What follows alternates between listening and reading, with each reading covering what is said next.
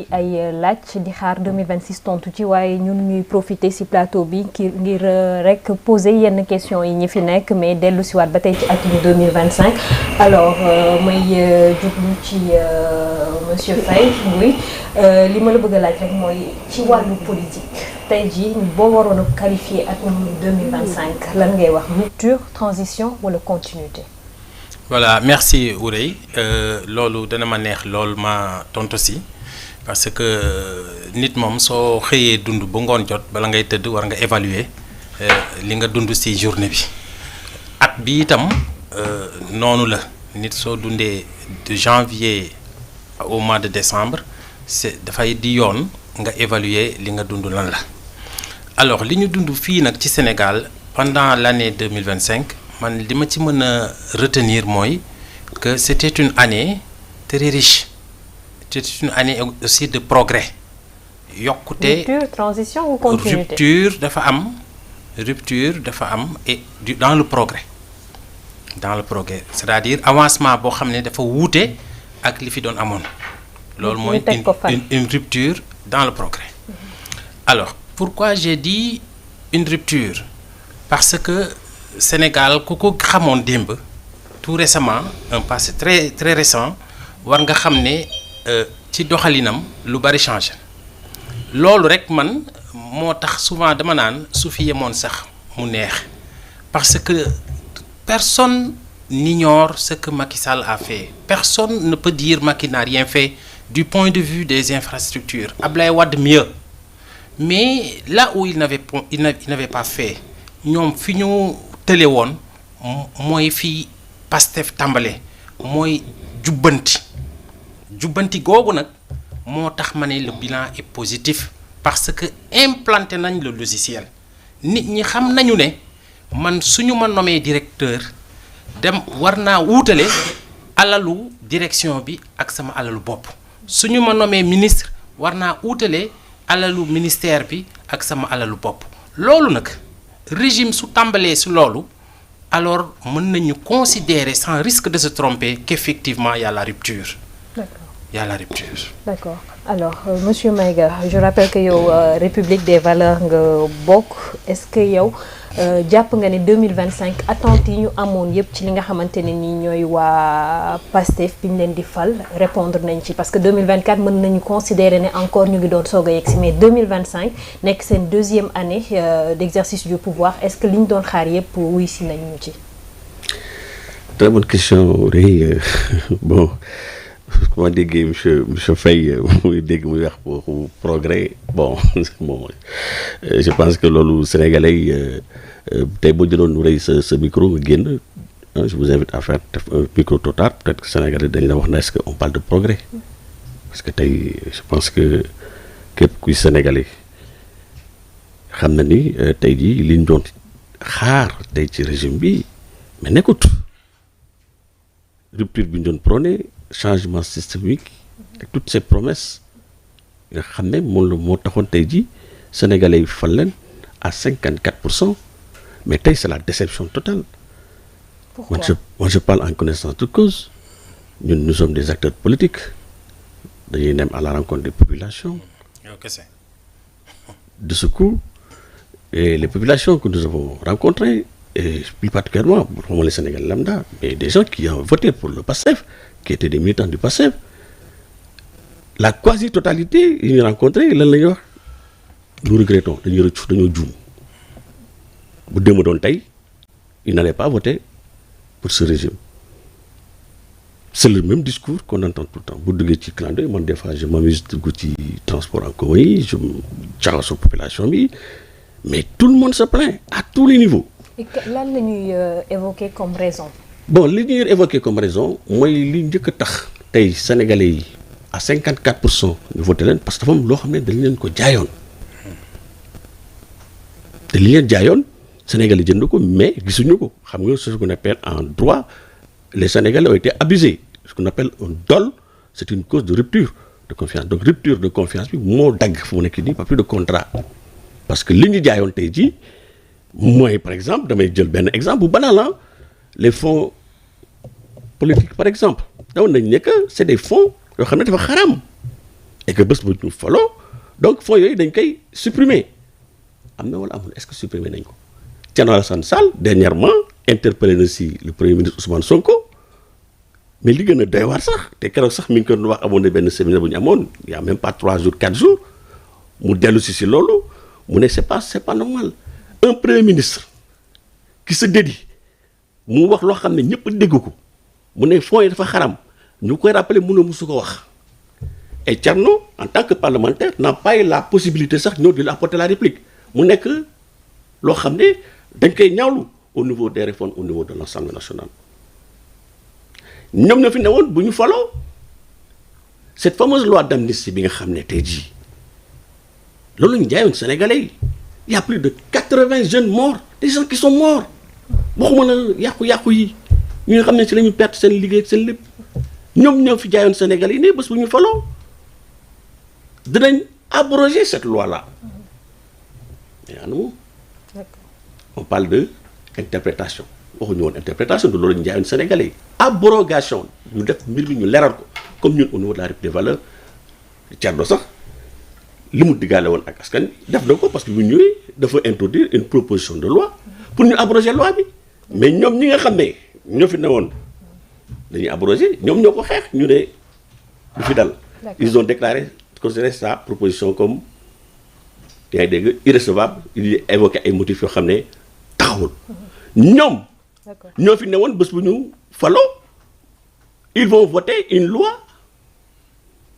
pour la criminalisation de l'homosexualité. Sénégalais jox nañ leen lépp plus de 130 députés ils ont tout. D'accord. ñoo fi ne woon tey jii ces agences là c'est des agences budgétivores Ousmane Sonko le premier ministre monsieur Ousmane Sonko monsieur VAR moom VAR yi moom takarnaase ne que juin 2024 au plus tard juin 2024 jox deadline ne que agence yi en tout cas dañ leen supprimer wala ñu agencé leen fexe ba en tout cas ñi nga xam ne vraiment dañu am benn double emploi ñu fexe na lañ leen di rationaliser boobu ba léegi amul ñoo fi diggoon ne que bu ñu nee au niveau du conseil supérieur de la magistrature président de la République dootul siéger ci conseil bi ñoo fi diggoon ne y aura un juge de liberté ñoo fi newoon ne que dootul tëj nit pour ay expression de liberté tey jii nit ñi des gens sont emprisonnés tous les Maliens parce que ndax lan dañ joxe seen xalaat ay ñoom Abdou Nguer ay ñeneen ak ñeneen ñoo xam ne tey parce que tout simplement mais la liste tey bu ñu fi naree toog di lim li ñu fi diggoon tey jaay ko Sénégalais yi te tey ji amul leen li may wax c'est du factuel. D'accord. Donc tey jii le constat mooy oui dina si indi attentes yi moom réponse surtout par rapport à cette liste de préoccupations yi nga xamante ne monsieur Maïga joxe na ko mais avant ça ma laaj ki nga xamante ni mooy Christian parce que moom un peu taxawaayu société civile la fi taxawee avec un peu plus de recul est-ce que tey jii yow jàpp nga ne on peut parler réellement de changement dans la gestion de l'État et des institutions au Sénégal. C'est mitigé parce que dafa am benn parti bi nga xam ne bu ñuy tàmbalee ñoom dafa am président de la République lu mu defoon acte bu salutaire bu noble mooy démissionner de son poste au niveau de son parti ça c'était louable ça c'est quand même une rupture il faut le signaler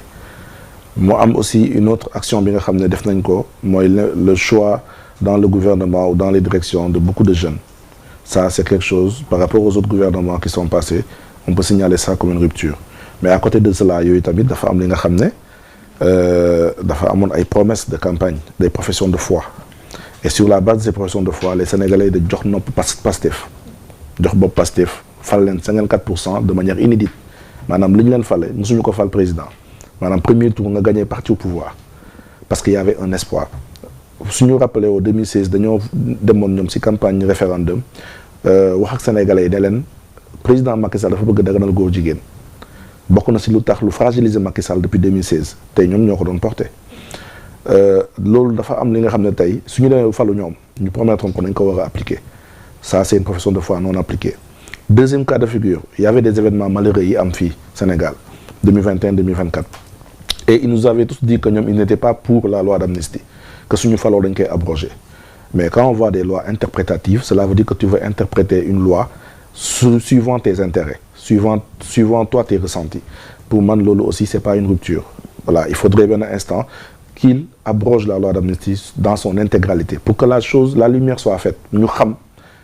événement yi fi amoon ku tooñ ku rey kan moo nekk derrière tout cela parce que nag accusation tuumal yomb na mais malheureusement il faut nga prouver ko par des enquêtes judiciaires emboîté encore sur le même pas tey suñu waxee ci loi d'amnistie ñu ngi gis tey ñoom ñu ngi jël ay xaalis yu bëri dañ koy jox ay nit yi nga xam ne ils sont considérés comme des victimes sur aucune base juridique amul benn atte justice bu ne diw dañ ko tooñ dañ ko war a jox ndàmpaay pour man loolu ce n'est pas une rupture et il faudrait vraiment ñu jéem a xoolaat seen doxalin entre guillemets entre les actions que j'ai citées tantôt mooy ñaari action rupture yi ma gis ak li nga xam ne def nañ ko ci ay jéego ñoom ci ay actions on ne voit pas de rupture parce qu'ils nous avaient dit ñoom le PASTEF on va faire des appels à candidature ça aurait été une excellente chose suñ ko mettre en pratique parce que appel à candidature dañu wane ne ñoom en fait état lañ fi tax a jóg mais après on a entendu le même PASTEF ñëwaat nañu parti état donc il faut de la cohérence dans le discours mënoo ñu vendre lii vendre ñu gens suba nga ñëw bëgg ñu jëndaloo pôle il faudrait de la cohérence ils peuvent pas nous dire appel à candidature xëy ba ci biir ne état parti ba ñenn ñi sax si seen i directeur di ne il faut que ñu am télé yi nga xam ne ak rajo yi nga xam ne dañuy waxal ñun suñu projet donc à un certain moment il faudrait qu'on retourne en république on est en train de sortir du cadre de la république et voie républicaine bëggul taxawee noonu dafa bëgg a tey ñu jëlowaat valeur république parce que ce pays est une république et république dafa am li mu laaj dafa am li nga xam ne moom la soxla dafa am ay ndaw yi nga xam ne ñoom la ñu soxla ñu mën a taxaw mën a ne ah président de la république lii nga ñu waxoon xoolaatal yoon bi yaa ngi jeng premier ministre lu waxoo ñu woon lii xoolaatal yoon bi yaa ngi jeng et aussi qu'il soit ñu yaatu dënn ñoom waa PASTEF xam ne ñoo nekk ci kanam parce que depuis 10 ans bu ñu nekk opposition ils ont attaqué Macky Sall tous les jours mais on n'a jamais vu Macky réagir au pif il a acquiescé il doit savoir acquiescer parce que ku nekk ci kanam rek ñu wax ci yow acquiescer et surtout écouter les critiques mais ils sont allergiques à la critique ce discours de rupture bu ñu wax dañu koy oote appliqué wuñu ko à part 2 faits yi ma cité sànq benn instant le peuple a besoin qu'il y ait pas de changement c'est comme si à la limite dañoo génnee Macky Sall 6 remplacé fi ko par Diomaye et Ousmane Sonko 9 en réalité c'est ce qu'on voit en fait c'est une continuité des actions qui avaient été faites donc il y a pas de rupture en résumé. D'accord. Alors oui je pense que jël nga note yu bëri bu ñu déggee ñaari intervention yi on serait tenté de dire que les promesses de transparence et de bonne gouvernance n'ont pas été tenues yow lan nga ciy wax moom profiter aussi laajaale la place ou le rôle de l'Assemblée nationale ou plutôt du Parlement tout simplement cette année 2025 parce que point yi ñu soulevé bëri na ci yoo xamante ne ni aussi dafa intéressé Assemblée nationale bokk na ci abrogation loi d'amnistie bi criminalisation homosexualité autant pour moi entre autres donc tey jii la première question c'est les promesses de rupture de bonne gouvernance est-ce que tey tenir ngeen ko. voilà merci Ourey merci xam naa ne waxtaan bi dina neex parce que il y a un glissement de la société civile vers le champ politique parce que ça ce sont des revendications politiques mais je vous le concède mon cher. Alors donc ci intervention de mon co-débatteur de la République des valeurs et moi je vais leur poser de quelle valeur s'agit-il parce que bi comment il s'appelle la Farba Ngom di yóbbu malet yi valeurs yi xanaa dañu tukki woon waaye dinaa wax lenn rek sur la question relative n'est-ce pas à la mort et à la mort des jeunes 84 yi ak la loi d'amnistie. Parce que là, il dit que c'est un juriste, mais je ne vais pas l'apprendre que la loi n'est jamais neutre. Loi boo gis rek dafa am problème bu muy régler. Bien vrai que la loi est impersonnelle, générale, moom xam na loolu, mais la loi n'est jamais neutre. C'est comme la loi d'amnistie dafa am jeexital, dafa am lu mu bëggoon jot. Waaw kay soo jotee loola, mais tu n'es plus obligé de faire l'abrogation. Parce que su nekkee dafa bëgg ñu àtte xale yi nga xam ne dañu lor woon ñu leen di tuddee ay martyrs te weesuwul ñun ñu jox considération xale yooyu bi ñu leen relever au rang de martyrs. Tout récemment le président Ousmane Sonko les a reçus wax ak ñoom bokk naqar ak ñoom. Donc kooku yëg-yëg boobu en tant que premier ministre et président du parti yëg-yëg boobu rek man dama ne doyoon na mais du yem foofu parce que dañu ne nañu leen àtte ñu ne est-ce que la loi d'amnistie empêche que le jugement soit rendu à l'égard de ces victimes ñu ne non loolu moo waraloon par ailleurs la loi d'interprétation parce que l'article 3 de la loi d'amnistie qui définit le champ d'application de la loi c'est-à-dire lan la concerné dafa amoon jeexi jaaxa pour bañ a juum parce que les institutions judiciaires servent à ça le parti a saisi le conseil constitutionnel pour mu leeral la volonté du législateur sur ça parce que ñun ñëpp xam nañ ne une loi d'interprétative n'a de sens que si et seulement si il y a des lacunes dans la loi il y a des choses que l'on ne comprenne pas maintenant par crainte de ne pas se tromper on en demande à l'autorité compétente qui est le conseil constitutionnel qui a la vocation d'interpréter le sens des lois bi ñu ko laajee moom conseil constitutionnel ñu ne yow lan naka la ñu mën a déggee le champ d'application de la loi d'amnistie mu tontu ñu ne lii ngeen di leerlu ndax bokk nañ ci mooy les crimes de sang les meurtres les tortures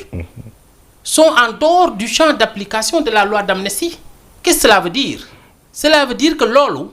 loi d'amnistie bi terewut ñooñu ñu àtte leen même si on invoquait le droit international les conventions que le Sénégal a ratifiées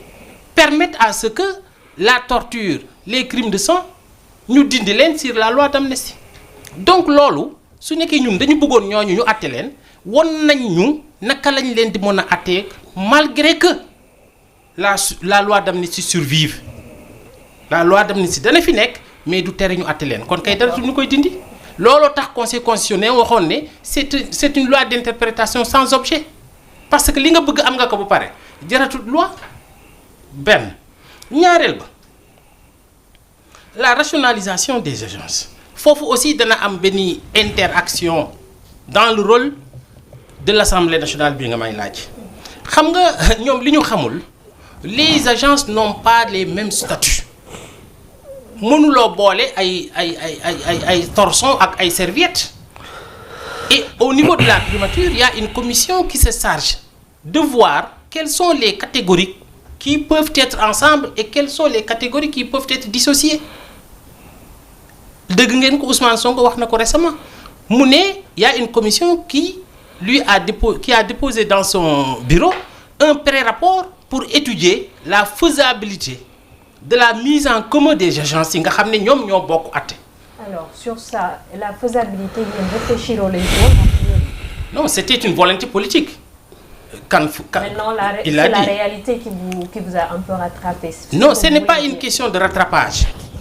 ce n'est pas dañu waxoon ne danaa def lii soo ñëwee nag noo koy defee c'est la modalité te ñun ñu ngi ci modalité bi xam nga nit aussi soo koy àtte da nga koy àtte du point de vue des engagements mais du point de vue de l'échéance de ces engagements ñun dañu leen ne on va subdiviser en 3 morceaux. Il y a le redressement il y a la stabilisation il y a l'accélération da ngeen ñu war a laaj nag ci période bi ñu leen joxoon pour le redressement lu ñu redresser ak gum mais bu leen ñu laaj ay affaire stabilisation alors que nous sommes dans la période du redressement bu leen ñu laaj ay affaire accélération parce que nous sommes dans la phase du redressement. Qui va jusqu'à quand? Oui, parce que nous sommes dans la première période de redressement, c'est-à-dire les 2 ans. Sur le plan, oui, temporel, 2 ans. Nous sommes sur les 2 ans. Donc li Ousmane waxoon ci la ne que ne ñun danañu redresser Sénégal ci diir gii léegi nag li ñu fi defagum yépp ce sont des actes de redressement et effectivement cela est quantifiable et mesurable sur le terrain. beneen bi rapidement criminalisation de l'homosexualité. beneen bi la présence du président de la République au Conseil mais da ngay xam d'abord ñàkk faa nekk président bi lu muy gàllankoor bala ngay ne na fa ne.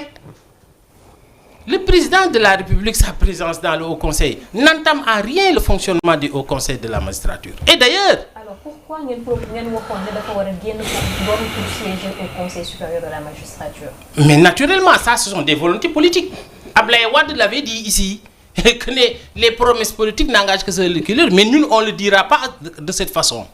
nous ne nous dirons pas que ce que nous avons dit n'engage que ceux qui en ont cru. Mais il faut comprendre que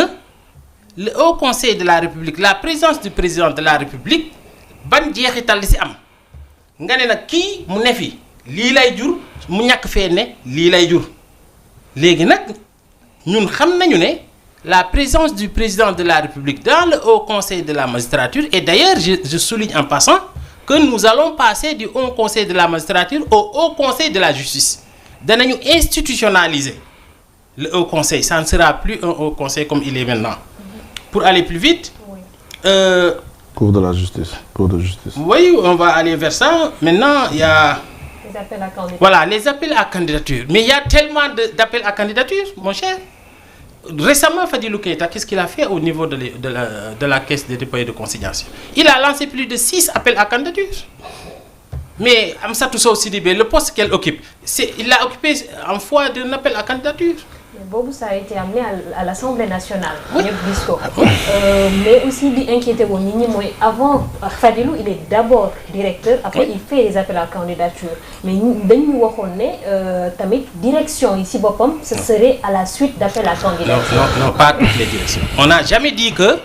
il n'a jamais été dit que on va lancer des appels à candidature pour toutes les structures de l'État. Non, ça, c'est pas possible. Bien structure, là, nous lancer. Nous avons actuellement des appels à candidature. Nous, on avait promis de passer des appels à candidature. On a passé des appels à candidature pour les postes. Ce sont des directions techniques. D'accord. Ce sont des directions techniques, pas des directions politiques. Mais pour les directions politiques, qui veut peut-être, quand tu as la qualité, tu peux être nommé là-bas. Alors, le rôle de l'Assemblée nationale, mu ngi doog am gëddaam parce que da ngay dégg ku nekk Pastef di kaas di dingat le projet de loi bu jóge ci Pastef te loolu moo su fi am l'Assemblée nationale aussi gis ngeen projet de loi interprétative bi on l'a fait ça a été rejeté à moitié te loolu kenn mësu ko xelaat amul benn régime bu fi jaar nga def proposition de loi wala projet de loi venant du gouvernement ñu rejeté ko amul benn régime bu fi jaar ñu mus a arrêté sa benn militant te moom affaire yaa ngi fi. D'accord. Voilà. Alors me revenir si monsieur Maïga peut-être di nga mën a wax tuuti ci rôle Assemblée nationale parce qu'il y a le député Thierno Alassane Sall qui est leader de votre parti moo fa nekk mais aussi l'opposition aujourd'hui l'opposition sénégalaise dans ce contexte politique en 2025 ban rôle la ci jouer? Bon, comme le temps nous est compté, bon, je ne vais pas revenir sur parce que les personnes sénégalaises apprécieront. Les promesses des politiciens n'engagent que ceux qui y croient. Donc, madame, donc, bon, vous en faites sien, bien que donc ça veut dire que à tout canal, il ne dira pas comme ça. J'ai dit on ne le dira pas comme ça. Ils vont modifier. L'ingen promet dal, mom dal, ni que gëm dal, ñom la engagé. Donc, voilà, amna lu bari la fi promettre. Tay di vous revenez là-dessus. Bon, les Sénégalais apprécieront. Donc, en tout cas, Thierno moom li mu diggaale woon nag parce que moom def na ko newoon na bés bu ñu faloo on va voter contre la loi l'abrogation totale de la loi d'amnistie def na ko ñoom ñoo ko rejeté Thierno bi muy baat campagne fi jëlee Abdoulaye Wade newoon na bés bu ñu faloo on va réduire le train de vie de l'État bi muy faloo dafa dem gisi Macky Sall ne ko dañuy diggaale woon askan wi nañ ko def donc commencé ko ci moom c'est le premier directeur aujourd'hui dans l'histoire politique du Sénégal boo xam ne dafa dem gisi président bi ñu koy fay salaire 20 millions mu ne ko dama bëgg nga wàññi sama salaire parce que c'est une promesse électorale donc loolu aussi c'est un politicien donc yéen bu fekkee ne vous imaginez que ñun ne bokkuñu si politicien ñun de li ñu waxaale te loolu mooy valeur bi ngay wax c'est ça affaire Farba Ngom bi bon chaque fois ba c'est de toute façon damay fàttali au passage que l'adjoint de Farba Ngom maire de Agnam moom ci boppam moo def des témoignages élogieux sur la personne de Thierno Alassane Sall dem ba ne boo bëggee gis ku jub rek amul ku gën a jub demal nga xool mooy Thierno Alassane Sall ñu bu fekkoon dana woon c'est des accusations moi je ne serais pas allé voir Farba Ngom dem naa seeti ko il était très content parce que bon loolu ay waxu politicien à l'époque non ça ne tenait pas la route quelqu'un koo xam ne il poursuit le président de la République pour haute trahison devant la haute cour de justice Farba Ngom jël di aki moo jéem a détourner l'attention di wax ay accusations yoo xam ne jusqu'à l'extinction du soleil du mës a génne preuve donc loolu bon je pense que les Sénégalais apprécieront du ma ci attardé wu mais ceci dit Par rapport au rôle de l'Assemblée nationale, nous devons déplorer beaucoup de choses, nous, de l'opposition. Et General Sansal, je le disais il y a à peine 3 jours cela, on était à Hôtel Noun, Radisson, il a décrié les dysfonctionnements au niveau de l'Assemblée nationale. Donc il y avait la société civile dont nous dit saluer au passage, sursaut national. Donc ils sont là en train de veiller à ce que nous respections il avait signé la charte de bonne gouvernance. Parce que tous les 13 candidats à l'élection présidentielle de 2024, ils ont un engagement, donc ils vont mettre en application cette charte de bonne gouvernance qui est issue des assises nationales, qui est issue de la Commission nationale de réforme des institutions. Et donc, on les avait invités, ils ont oublié par leur absence. Madame, nous avons utilisé la société civile comme escalier, une fois que nous faisons le plus de la société civile, avec nous de côté, parce que nous avons un parti État, mais c'est extrêmement grave. Je ne vais pas revenir sur l'appel candidature au Sénégalais de toute façon, ils appellent ça. Mais ce qu'il faut reconnaître aujourd'hui, rupture au niveau de l'Assemblée nationale, c'est encore pire que ce qui s'est passé du temps de Macky Sall. Et vous, Pastef, vous l'avez combattu aussi, rupture Bobo, qui a valu plus de 80 et quelques jeunes qui sont décédés. Nous, on a eu des militants qui sont décédés, nous, au niveau de la République des valeurs. On a eu des dégâts, des gens qui ont été amputés, des gens qui ont été amputés. Mais vous n'y a qu'à ne pas se faire, mais nous n'y pas de faire. Donc pourquoi vous voulez vous patrimonialiser mon acquis comme si pas se faire? Non, l'union moi ce qui se passe au niveau de l'Assemblée nationale. Dans mes fatigues, que tiens dans l'Assemblée nationale, en tant que député, mais il a posé 3 questions écrites adressées au gouvernement. C'est la charte de l'Assemblée nationale, ancien code B, article 92 du règlement intérieur de l'Assemblée nationale, parce que député, il y a une proposition de loi de contrôler l'action du gouvernement et d'évaluer, même des enquêtes parlementaires. Ce sont des prérogatives, parce que nous élire. Est-ce que nous élire? Ils sont là pour représenter le peuple. Mais, il y a un député qui nous poser des questions écrites au gouvernement. Non seulement nous comptons tout, on ne répond pas parce que le dossier Azer, on ne nous a pas répondu. Birame Souleye ne nous a pas répondu. C'est à lui qu'on avait posé la question, c'est pas à Jean-Michel. Il faut le 37 milliards de dollars. Son acte bien ramené, moi je garantie. Mais si y a un homme qui garantie, bonne date le parce que, effectivement, article 13 du code civil, mais dès que tu as dit, on a garantie alors que la prime n'a pas été payée. Et c'est ce qui a été le cas. Donc on a posé au ministre Birame Souleye, il ne nous a pas répondu. Posé des questions au ministre de l'énergie par rapport à pétrole, General Sansal, toujours en tant que député. C'est pas pour dire que c'est le député de l'année, hein, parce que tu as dit, mon vieux, question qu'ils ont posée. Ah oui, nous 5, ils n'ont pas de réponse. Pétrole, lui, ça fait 2 ans et demi que le prix du baril est en chute. Je ne parle même pas du dollar. Dans toute la sous-région, depuis, ça fait 4 mois qu'il me pose des questions. Mais comment ça se fait qu'au Sénégal,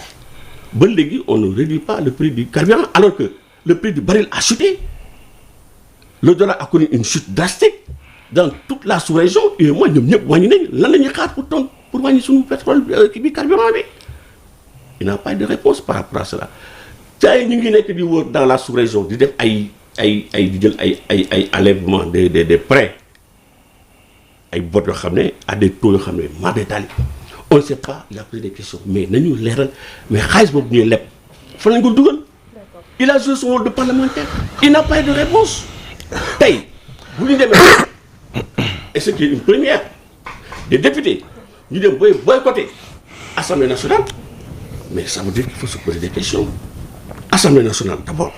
Mais il est interdit quand un parlementaire se prononce que Gaï Fulbini applaudit du tachou. C'était des pratiques différentes. Mais jusqu'à présent, ce sont les mêmes pratiques qui se passent. Quand des députés vont jusqu'à se faire agresser dans l'enceinte de l'Assemblée nationale, parce qu'ils sont ligués, un député, comme General Sansal, il pose une question, il dispose de près 2 minutes, 3 minutes. Poser question à un membre de l'exécutif, comme le cas Ousmane Sonko, il peut poser affaire au fonds politique. Ousmane Sonko qui vient, on le montre tout continue. mais non toog di ko mais di ko traiter de tous les noms il est carrément passé à côté et li gën a garaaw te loolu moo waral sax gars yi ne ils vont plus servir de faire valoir parce que Ousmane Sonko dafa bëgg jël lui il est un nommé dañuy fàttali que moom il n'est que nommé signature moo ko fa yóbbu alors que les députés ce sont des gens askan wi ñoo leen fa yóbbu ce sont des gens qui sont élus au nom de quoi un premier ministre nommé d'abord il a plus de temps de parole c'est pas grave muy yàq député bi nga xam ne dañ ko fal di ko traiter de tous les noms lu ko neex defulewu di leen xas wax lu ko neex te député bi nga xam ne mi ngi koy xas il n'a même pas droit à une réplique normalement l'élégance républicaine aurait voulu su fekkee ne député bi posé na question au ministre munoo tontu ko na jël 10 minutes 1 heure de temps su paree mais député bi dañ ko war a may sañ-sañ mu ñëw mu wax ndax est-ce que réponse bi ñu ko wax doy na ko wala doy ko dernièrement Thierno Alassane Sall il a interpellé le ministre de l'assainissement monsieur Onaz bi nga xam ne boobu ba léegi on a porté plainte contre lui boobu ba léegi demul dikkul mais di ko wax ci par rapport à des recrutements qui se passent au niveau de son ministère ak koo xam ne qui a eu un véhicule waxoon na ko posé woon ko question bi en plein air comment ça s'appelle en commission waa ji il n'a pas répondu Thierno ñoo relancé ko en plein air il dit que ce sont des allégations comme si bon voilà alors qu'il était au courant de ces questions maanaam tey jii opposition bi bu ñu demee ba tey jii un député man en tout cas c'est une première depuis que le Sénégal a pris son indépendance de 1960 jusqu'à ce jour ñu gis un député buy dem di porter plainte au niveau de l'exécutif parce que tey jii le procureur de la République il relève de l'exécutif donc di porter plainte au niveau du pôle judiciaire financier ça pose problème parce que c'est un problème bi nga xam ne qui nous interpelle nous tous il pose ça au niveau de l'Assemblée nationale Pape Djibril Fall son collègue ñoo fekk si ko ne nañu def enquête parlementaire par rapport ak ce dossier Azer on n'a pas de réponse on ne répond pas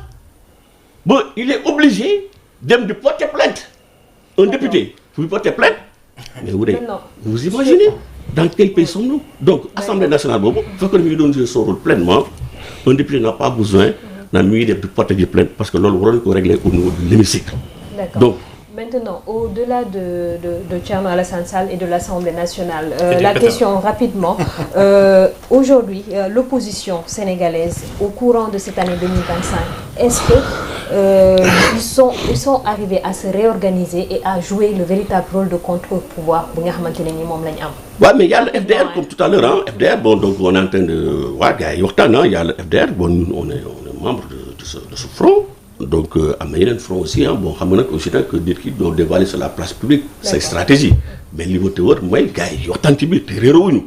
donc et je pense que le moment venu donc bon ils feront face à en tout cas à une opposition regroupée ah mi nga xam ne qui est là pour l'intérêt du Sénégal qui n'est pas là pour des intérêts partisans bu boobaa su boobaa dañ comprendre ne que donc ils ont parce que ñoom ñoo fi ne woon amul opposition amu fi moo fi ne woon ba taxaw ba ñu bàyyi leen temps de battement pendant 3 mois 4 mois taxaw naan opposition amu fi mais tey jii il dira pas la même chose hein. D'accord alors juste avant d'entamer la deuxième partie bi nga xamante